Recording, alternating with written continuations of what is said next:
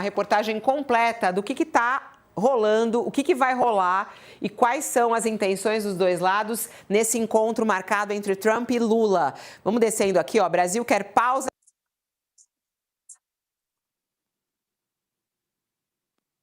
A gente tem aí os dois lados, né? Do lado brasileiro e do lado americano. Mas eu não vou ler porque ela está conosco ao vivo. Vai lá, Mari. Quais são os interesses dos dois lados? O que você espera dessa reunião? O que você tem de apuração para a gente do que deve vir aí?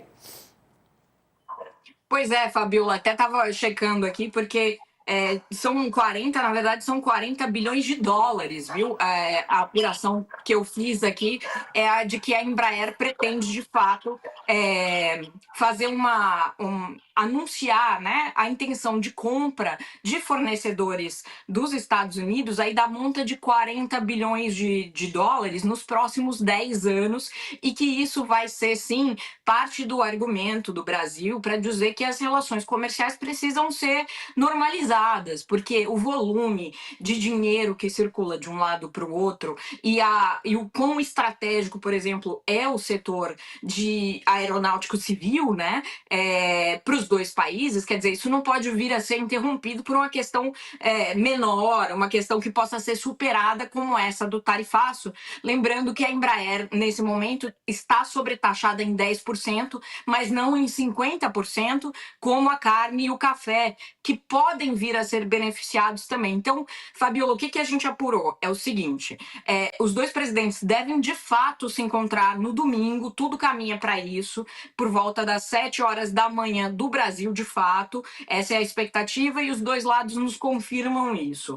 Como essa reunião foi marcada, digamos que no tempo da diplomacia relativamente muito rápido, terão transcorrido aí 33 dias entre o abraço deles lá na ONU até essa reunião bilateral, houve pouco tempo para que se chegasse a um acordo entre os dois países, muito claro, uma coisa já consolidada, na linha de anúncios muito estruturados sobre o que vai ser feito. Então, basicamente, o que se espera é ver gestos de boa vontade de um lado e de outro. Do lado do Trump, o gesto de boa vontade esperado é uma pausa no tarifaço, que pode ser tanto global, quer dizer, ele pausar os 40% adicionais aí de tarifa, né, que eram justificados ali com base no julgamento do Bolsonaro e nas questões das Big Techs, fazer uma pausa enquanto a negociação entre Brasil e Estados Unidos vai acontecendo. O Trump já fez isso antes, fez isso com o México, fez com o Canadá, fez com a China, fez inclusive nas tarifas recíprocas, né, para dezenas de países. Ele deu uma pausa para garantir um espaço para uma negociação, e o Lula chegou a pedir isso claramente no telefonema com ele. Agora, se não quiser pausar temporariamente todas as tarifas aos 60% dos produtos brasileiros que hoje estão submetidos a esses 50% de tarifa, ele pode escolher alguns setores para aliviar.